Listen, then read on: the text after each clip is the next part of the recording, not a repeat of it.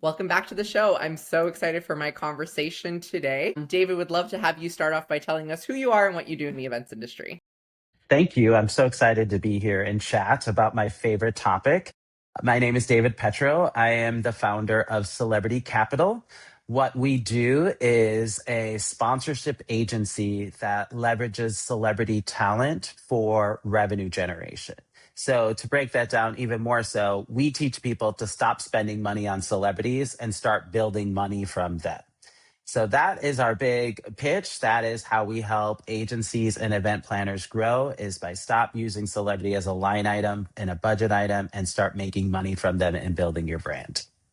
Yeah, and I'm so excited because it's such a unique concept. And I know, before we hopped on the call, I told you a little bit about kind of the celebrities that I've worked with, which is definitely not extensive, but it has happened over my career. So, would love to just start with okay, an event is thinking about bringing a celebrity. Like, what does that process look like? How do you know that a celebrity is right for your event? And is it right for every event, or is there events that it doesn't align? So many good questions, a lot in there, which I'm so happy to address all of them. So, first of all, I don't think a celebrity is right for every event. It depends on your budget. And ultimately, as we always ask, what's the why? Is the why to sell tickets? Is the why to build sponsorship? Is the why to just entertain your audience? All of those whys matter, but it really, you will need to break it back down to what is the goal of your event. And sometimes celebrity isn't that. But if a celebrity is the goal of your event, now you're talking my language. So first, the steps of securing a celebrity is just like starting any other event. You need to align the right celebrity with the audience and with the goal. So you start there. And the process takes from there. Where we try to shift the model is if somebody is bringing in a celebrity or thinking about a celebrity, stop spending money for them, start raising money off of them. And that flips the switch in a lot of ways because a lot of folks do not have access to the funds to bring in a celebrity. And if they do, they don't know how to position them right to reach all your goals. Yeah, and I think that can be a huge challenge, right? You know that you're hired a celebrity either maybe as your keynote or as your MC or just as an appearance. And I keep telling people it's not enough to just put a name out there. It's not enough to you need to be giving people the why that celebrity should be at that event, but also why people should kind of care about that celebrity. And it sounds so obvious because, obviously if they're very famous, it's like, well, because it's so and so. It's like, well, it's more than that, right? Like, is it the right person for the opportunity? So much more than that. Oh my gosh, we have to give, in the post COVID era, we have to give people new reasons to get off the couch. Now Yeah. it's difficult to even get people in movie theaters that have celebrities. So, but to actually drive them to your event, pay the babysitter, travel, you have to give them new and exciting reasons. So just having a celebrity show up is not enough of a reason, but building experiences around that celebrity for both your attendees and your sponsors, now you're changing the conversation completely. Everyone wants that celebrity alignment. Everybody wants that, I met a celebrity moment, but you have to build that properly from the beginning, both from an audience standpoint and also from a sponsor standpoint. Yeah, and I think, I've done some celebrity um engagements where it's been part of a larger sponsorship with the organization that it was already included. Like it wasn't even really a choice. Like it was like, well, we already get these things, and so we're designing the event around that. But I've also done some, and I've talked about this recently on LinkedIn of sometimes you get we hired a celebrity for an event, a comedian, and then in the pre-calls decided, ooh, this actually isn't the right fit. And they weren't super offensive. It wasn't like, oh no, they've been canceled or anything like that. It was just as we kind of got deeper into it, it no longer was aligning to what we wanted to be doing. So that for me was a huge lesson learned of starting earlier with that values and why conversation, that just because they're, a clean comedian or a clean celebrity, it doesn't necessarily mean that they're the right fit for your group. So would love to get your thoughts on that, even from that selection process. Yeah, so that's a really good point, and it's actually one of the uh, biggest key factors that I bring into all of these celebrity conversations. It's that celebrity alignment. In our world, since we have it such a different model, is we're always pushing our clients that you do not decide who the celebrity is. For our sponsorship avenues, what we do is we take a couple of celebrity candidates and then we go out and sell those to the sponsors. So before we even decide who that celebrity is, we're shopping them around to make sure that a brand wants to pay for them. I suggest you do the same thing with your audience. So instead of the client saying, we're going to pick Ryan Reynolds, we're going to go out and talk to everybody. Is Ryan Reynolds both the right person for our audience? But more importantly, if your goal is sponsorship, that you're going out and selling that celebrity to the sponsor themselves, and then developing what are the assets that the sponsor wants from that celebrity before you go to contract. So now you've already tested, tried, and pressure tested. Is this celebrity not only the right person for my audience, but also the right person for my sponsor? And can we actually raise money from this celebrity? Yeah, and sponsorship is really an interesting conversation now because like everything, people are like over the status quo, right? Like they're over Yeah. the gold, silver, and bronze package. They're just like, don't tell me about where my logo is going to be. Like nobody Uh, cares, right? Nobody cares. Nobody Nobody cares. cares. Yeah. And so how do you like it's a very interesting model of I think of it sometimes as doing something that is so unexpected that you kind of have to wrap people's heads around it. Like, what Yeah. do you mean we're going to like sell this celebrity sponsorship to our sponsors? Like what does that even mean, right? Sure. Yeah. Two things in there that I think are really important that you just said that I want to highlight. One is sponsors are so tired of logos and banners and QR codes. That does not move the needle. And ultimately, what they're trying to do is sell the product. So, who sells products more than anyone? It's a celebrity. That's why a celebrity is on every single Super Bowl ad. It's because they move the needle.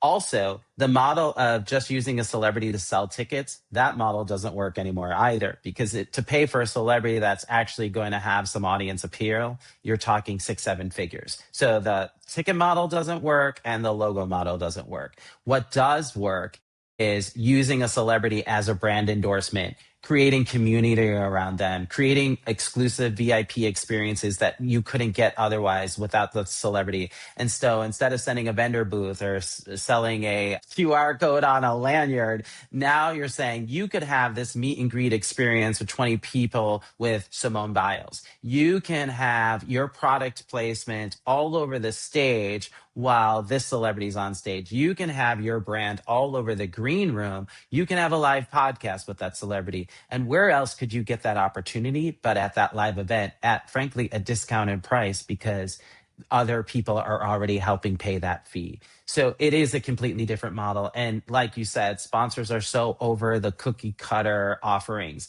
now building exclusive celebrity assets around that one time appearance. Now you're changing the entire conversation.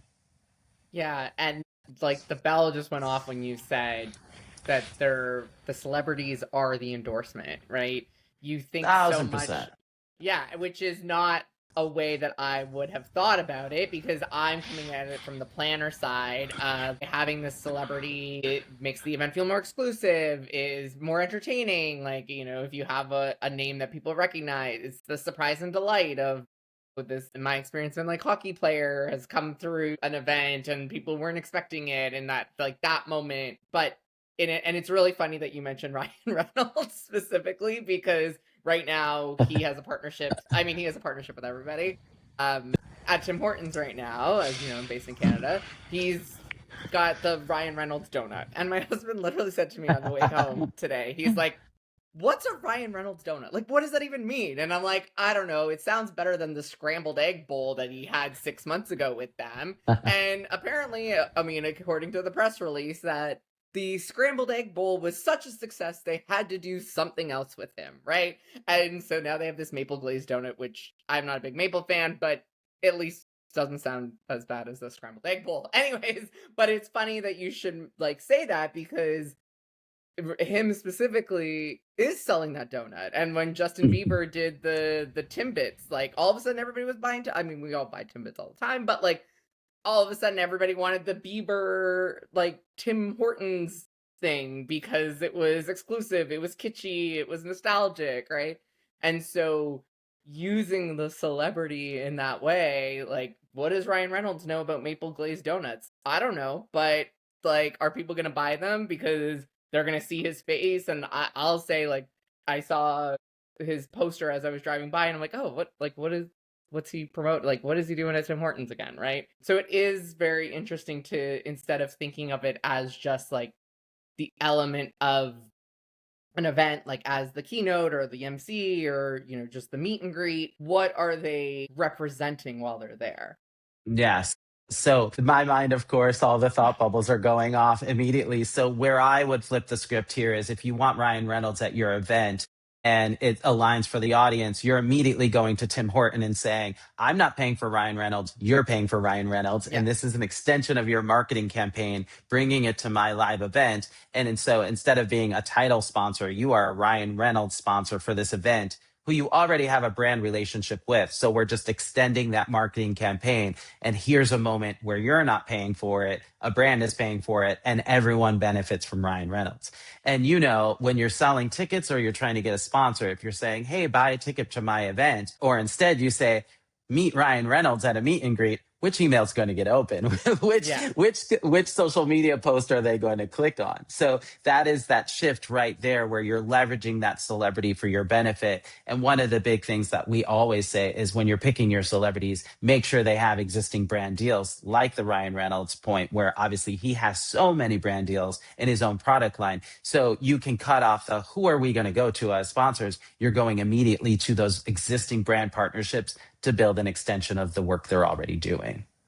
Yeah, that's so, like, clever. And I think, like, the majority of my work has been B2B events, right? Like corporate events for corporate clients. Like it's either been selling or user conference or anything like that. And so sometimes those brand partnerships are a little bit further removed, right? Or not as many, right? Like there's not as many celebrities endorsing IBM or, they exist, but like not as strongly, right? So it is a very interesting way of working your way back. And like you mentioned the email, because I think that's another thing that's really shifting is the event communications.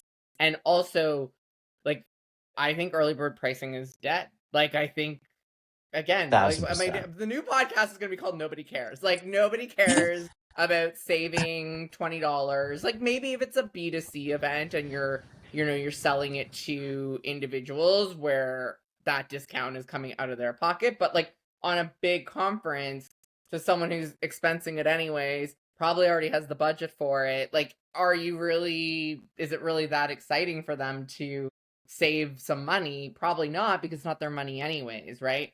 But is it really exciting to, if you register early or register by a certain date, have access to this exclusive event or this access to this meet and greet or this VIP? And we're seeing it, on the concert side. I like the VIP tickets are going crazy, right? Because people are paying for that exclusive experience. You can't get people to go to movie theater, but they're selling out VIP. I looked at Pitbull concert tickets the other day; they're $300, and not even for good I know. seats. Like, and I love Pitbull. For real. And we jokingly say celebrity is the answer to everything, which I know is such a shallow statement, but we really do believe it because that celebrity cuts through all their marketing noise and gives people a reason, gives people that rise, that reason why. If you say, oh yeah, I want to go to a movie theater and see Joe Schmo movie, but you say, oh, the star of that movie is actually going to be at the movie theater to meet you can guarantee that there's going to be a line around the block. And the same is for the live event. If that celebrity is going to cut through the social media noise, it's going to cut through the email noise, it's going to put your event above everybody else's. And so, like you said, taking the math of what that discount would be that they're offering for an early bird, shift that, put that towards the experience itself. And then, as I always say, don't pay for it yourself, have a sponsor pay for it instead. Right. Yeah, and I think like we're gonna see that change in the way that we're doing conferencing, because we know too that like since COVID, lead times on people registering for events is just abysmal. Like it's brutal to try and get people to register for an event, right? Yes. And getting them to register for an event well in advance, right? So needing to Mm. find like those new incentives. is so important. I think another thing that is really important that we've been able to do really successfully is build multiple touch points within a day. So instead of a celebrity showing up, giving a keynote, waving and saying goodbye and going home with six figures, building in multiple opportunities within that day. When you already have them on site, it's so much less expensive than Sure. trying to book them for three or four more events. You already have them there. We had an event planner brought us, and now we're one of her favorite people ever because we turned one keynote into four events. But she came to us with a teen mental health platform, and they wanted to work with Simone Biles. Well, of course, Simone Biles, when you factor in travel, it's almost seven figures, and she's phenomenal. Everyone wants to work with her, but not everyone can afford to work with Simone Biles. So we took a completely different approach. Instead of hearing just the keynote, we said, what if we expand this into a full day with multiple partners? So we, in the morning, built a fireside chat with a completely different partner who wasn't even part of the event, but we built a different on their site fireside chat that morning. We then built a luncheon that was actually partnered with the Calm app, where Simone Biles streamed right on the Calm app during that live in and built those digital assets. Then in the evening, we did their actual party, which was their cocktail reception, and we built a partnership with Macy's, including an exclusive merchandising line. So whole new revenue stream there. And then we built an after party with the Uber app where everyone from the party received a discount code from Uber. And so then the client was on the Uber app in New York City for that short period of time. So that planner came to us with one keynote event, and we said, oh, no, no, no, no. We're going to build four events in one day. We exploded her budget. They were all massive, large scale events, and they were all with huge blue chip brands like Calm, Uber, Macy's. And so, what a game changer for the event planner, but also we stretched that celebrity appearance into multiple touch points, gave a lot of different audiences opportunity, and all of those clients share the cost of Simone, and then they made well over well into seven figures off of that one day. Yeah, and that is so smart, right? And I've seen some of that. There's a Canadian event for event planners. Every year, or at least for the last few years, one of the big sponsors has sponsored the keynote, and that keynote has always had some kind of book. So a couple years ago, it was, again, very Canadian, but like the Mandy Salad Sisters, that like they came into the keynote and then they were in the booth afterwards signing free copies of the cookbook. And so like expanding that experience, that wasn't just seeing them on stage. Like I then got my cookbook signed that I gave to Sure. my husband, who actually does the cooking, right? But it's, Good for you. yes, and it expands the, and maybe, and I don't know, maybe they had another event with like top clients or other partners where they could have them come to a breakfast or come to something else, right? So like you said, maximizing your time on site. We talk about it as planners all the time. Or if you're on the like event marketing side and you've got your booth fine at a conference, but what else are you doing around that booth, and what are you doing to bring people into the booth? Because again, no one cares about visit booth ABC 123, like, sure, like you and everybody else, right? So I think like that's really about expanding, like we talk about it on the event marketing side. And so how do you do it as the organizers or as an event marketer if you're looking at celebrity, even if you're not the main host of the event? Like there's probably multiple ways that you can engage with them over multiple days. So I know, like, we talked a bit about the process, and when I've chatted with you in the past, we've talked about kind of the challenges that like planners come up against when Yeah. working with celebrities, and like the unexpected, and not like the unexpected of like, oh, this time that something went wrong, but just like what that process looks like. And so what if a planner's like, okay, we want to do this, like we're really trying to be splashier this year, what's their first steps, and what do you want them to keep in mind when they're making those decisions? Yeah. As you know, I love event planners and I so empathize with everything they're going through. I don't want celebrity to be another thing on their already way too full plate.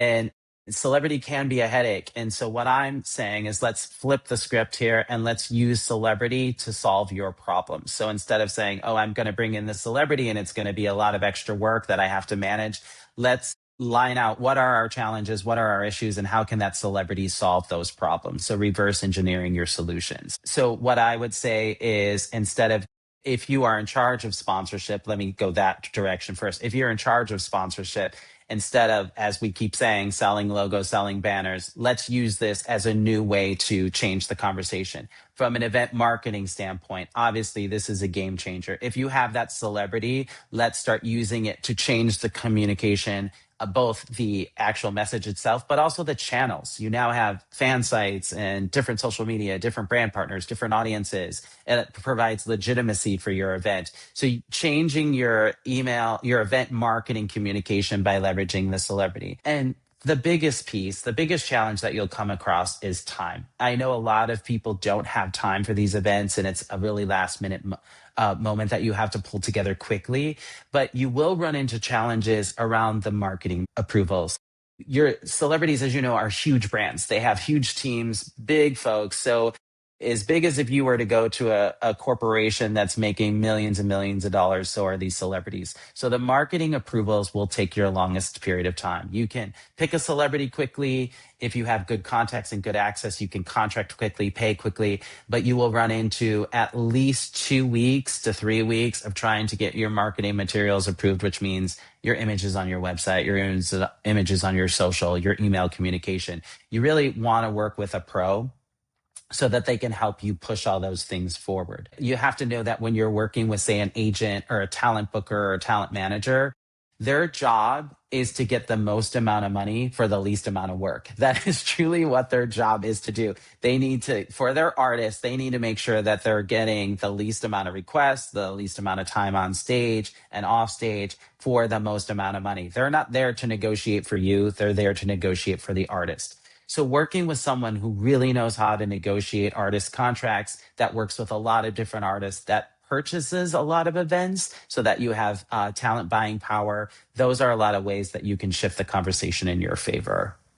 Yeah, and those are like such great points because like we all know that the time crunch is real, but you Mhm. also, if someone is investing in it, you want to be able to maximize that investment. And I know even from the limited amount of celebrity work I've done that it is time consuming. It takes longer, and sometimes it's things that you wouldn't even think of being the issue or being the hold, and and then on the planner side, like who else has to approve it? Like forget like the celebrity has to approve it. Okay, now all these other people have to approve it, right? So giving yourself the room to actually maximize it is so key, and I think is easy to become this thing of, well, it didn't really, the sponsor wasn't happy or this didn't happen. It's like, well, did you actually give it time? Did you actually let it, like, did you Yeah.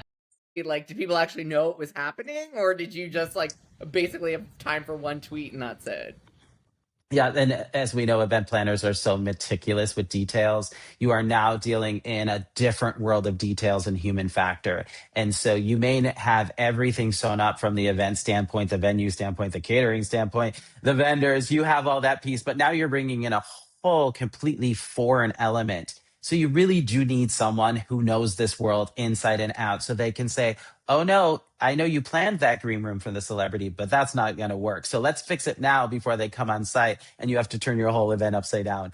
Oh no, that schedule is not going to work. And if you do it this way, not only is the celebrity going to leave early and make everyone upset, you're not going to get that picture with the CEO because you didn't plan the programming right. So you really need someone on the outside who does this all the time. Though you may know celebrity, you think you know celebrity, you've worked with celebrities in the past, when you get in that A-list world who is as big as your client and sometimes bigger when you're in the A-list world, you do need someone who knows how to navigate that world and plan for the divorce and the pitfalls and the fires before they happen because that's what event planners do all day long anyways.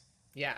And it's still the human factor, right? Like celebrities are still people, just like Human us, right? And factor. so things that you might not have been an issue with one ends up being an issue with another. Or I know like sometimes I've had the experience where the agent or the manager is like giving us all this huge hard time, and then the celebrity shows up on site and is very chill, and then like it's, and I get like the manager's just like looking out for their person, and like that's their job. I get it, but it's also a funny like, wait, like then why was there so much stress, right? But then that celebrity might also show up at a different time and something not be aligned properly, that, either, and again, they're, I'm sure, used to dealing with last minute issues, particularly like athletes and people in live events, right? Who are used to like, oh, all of a sudden this flight came in late, or we did it, construction made us reroute, or there's like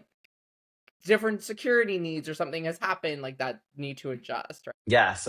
I actually came from the world of live theater. I was a Broadway kid, then a casting director, then events. So my head is always in that live experience. What could go wrong? Whose cell phone is going to go off during the play? Or who's gonna leave at the most crucial moment. So I'm always looking for those moments and building it in. And so I think the more that you have practice within this world, the more that you're able to put it into play in your events, you'll learn more. But like we said, the human factor is real. Planning for those things in advance is always the answer. And having someone who knows the celebrity inside and world inside and out so that they can predict those problems before they happen. Yeah, amazing. Well, this has been really great, so informational. Just coming up to time, would love to have you wrap up. Tell us, where people can find more about the work you're doing, connect with you if they want to learn more and explore this avenue. I love it. Well, thank you again for having me. It's my favorite conversation to have. Stop paying for celebrities, start making money off of them. You can find me at celebritycapital.com and at LinkedIn at David Petro. And I'm here anytime if you want to pressure test an event, you want to talk about celebrity or sponsorship. Amazing. Thanks for being here.